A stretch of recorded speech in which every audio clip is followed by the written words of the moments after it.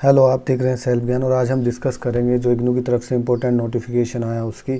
और हम 3 regional centre की बीएड की मेरिट लिस्ट इसमें दिखाएंगे, तो जिससे आपको पता चल जाएगा कि आपका नंबर कहाँ तक आ रहा है, क्या है। मार्क्स के साथ हम इस चीज़ को डिस्कस करेंगे। तो जिस रीजनल सेंटर के लिए ज़्यादा कमेंट आए थे उसी के बारे में मैंने बनाया है, ठीक है। तो एक एक करके हम तीनों रीजनल सेंटर की मेरिट लिस्ट के बारे में बात करेंगे। इससे पहले हम जो है जबलपुर, भोपाल वगैरह की, भुवनेश्वर और ये लखनऊ और इन सब दिल्ली वगैरह की सब की डिस्कस कर चुके हैं। तो चलो शुरू करते हैं।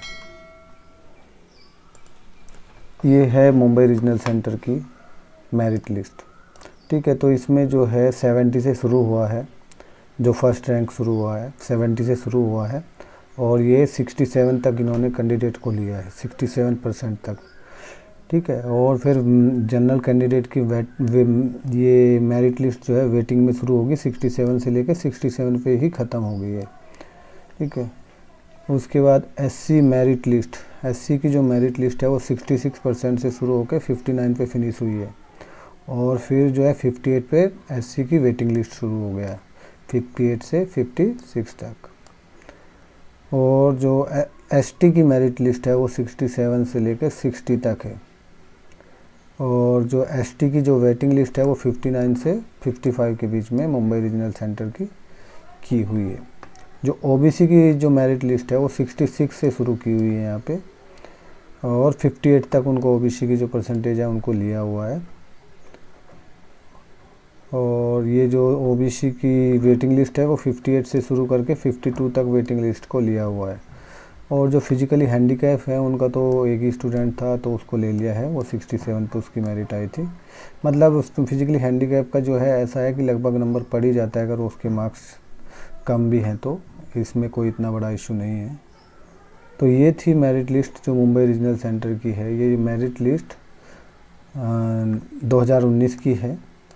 तो इससे क्या है, आपको अंदाज़ा हो जाएगा कि आपका जो अभी जो एग्ज़ाम दिया है उसमें आपका नंबर पड़ रहा है कि नहीं पड़ रहा है, ठीक है। तो ये था मुंबई रीजनल सेंटर। महाराष्ट्र का लगभग सेम ही रहेगा। तो चलो हम अभी पूना की डिस्कस करते हैं।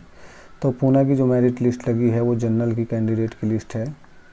तो वो जो है 76 से शुरू किया हुआ है और 70 तक लिया हुआ है। फिर जो है 70 तक अगर जनरल के कैंडिडेट है आप पुणे में तो आपका नंबर पढ़ने के चांसेस पूरे हैं। और जो वेटिंग लिस्ट शुरू हो गया है वो 59 से शुरू हो गया है जनरल कैंडिडेट का, और वो 68 तक है, 68 से 59 के आसपास। वो फिजिकली हैंडीकैप का है जो ऊपर आप दिख रहे हो, यानी कि 69 से 68 तक है। वो जो ये ऊपर वाला 59 है ना, वो फिजिकली हैंडीकैप का है, इसलिए उसको वेटिंग लिस्ट में रखा हुआ जनरल कैटेगरी का। उसके बाद जो ओबीसी की कैंडिडेट है एनसी नॉन क्रीमी लेयर, वो 68 से उनकी मेरिट लिस्ट स्टार्ट की गई है और 62 तक लिए हुए हैं उनको। और जो 62 से वेटिंग लिस्ट शुरू हो गया है ओबीसी नॉन क्रीमी लेयर का, 60 तक लिया गया उनको। उसके बाद ये जो एससी कैटेगरी का है उसका 70 से उन्होंने शुरू किया है और 59 तक कैंडिडेट को लिया हुआ है। अगर आप एससी कैटेगरी से है, पूना के अंदर हैं, तो आपको 59 तक भी आते हैं तो आपका चांसेस है एडमिशन्स का। और 59 पे से लेके 58 तक जो है वो वेटिंग लिस्ट में डाला है एससी कैटेगरी को। उसके बाद जो है एसटी कैटेगरी का 64 से लेके 58 के बीच में अगर आपके मार्क्स हैं तो आपका कंफर्मेशन बढ़ जाता है, आपका कंफर्म कैंडिडेट की लिस्ट में आ जाओगे। एसटी कैटेगरी का 64 से लेके 58 के बीच में, और 57 से उनकी 55 के बीच में वेटिंग लिस्ट रखा गया है। तो ये थी पुणे रीजनल सेंटर की मेरिट लिस्ट। तो अब आपको अगर पुणे रीजनल सेंटर में आपने बीएड का एग्ज़ाम दिया है जो अभी हुए थे अप्रैल में, और जिसका रिज़ल्ट अभी आने वाला है, तो आप अंदाज़ा हो गया होगा कि आपका मुंबई और पुणे का रीजनल सेंटर उसकी मेरिट लिस्ट कैटेगरी वाइज कहाँ तक रहने वाली है। उसके बाद हम करनाल रीजनल सेंटर की बात करेंगे। ये काफ़ी पुरानी लिस्ट है, 16 की लिस्ट है। तो इसमें जो है एससी कैटेगरी के जो कैंडिडेट हैं उनकी 71 से लेकर 68 के बीच में मेरिट लिस्ट रहेगी, और एसटी की 65 से लेकर 52 के बीच में है, और ओबीसी की 73 से लेकर 70 के बीच में है। और फिजिकली हैंडीकैप एक ही था तो उनको सिलेक्टेड है मैं। और जो एससी जनरल कैटेगरी है वो 93 से शुरू हुआ है और आपको 73 तक आपका अगर जनरल कैटेगरी में है, करनाल से है, तो आपका नंबर आना कंफर्म है। और अगर ओबीसी में है तो 73 से 70 के बीच में लग जाएगी। और अगर एसटी है तो 65 से 52 के बीच में आपको चांसेस मिल जाएगा। और अगर एससी से है तो 71 से 68 के बीच में आपके मार्क्स होने चाहिए। तो लगभग करनाल रीजनल सेंटर से आपके चांसेस हैं आपका जो। और अब मैं डिस्कस करूंगा जो काफ़ी कमेंट आ रही हैं कि जो हमने एग्ज़ाम दिया था जो अभी बीएड का और ओपन मैट का एमबीए का, तो उसका एंट्रेंस का रिज़ल्ट कब तक आएगा। तो काफ़ी टाइम हो गया, ऊपर से लॉकडाउन चल रहा है और ये जो एंट्रेंस एग्ज़ाम है वो काफ़ी डिले भी हो गया है, काफ़ी टाइम ड्यूरेशन भी चला गया है।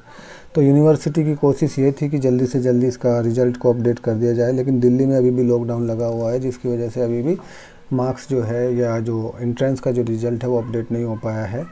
लगभग कुछ कोई भी इस बारे में कोई भी जवाब नहीं मिल पा रहा है जहाँ तक हमने कोशिश किया है।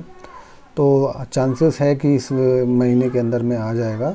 अभी 8-10 दिन के अंदर आने की पूरी संभावना है।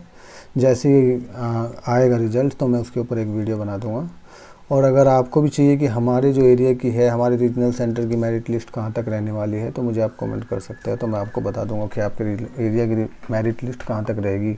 ओपन मैट की मैंने ऑलरेडी वीडियो बनाया हुआ है और अलग अलग रीजनल सेंटर की बीएड की जो मेरिट लिस्ट है उसके बारे में मैं डिस्कस कर चुका हूँ। आशा करता हूँ ये वीडियो आपके लिए अच्छा रहा होगा। Thank you.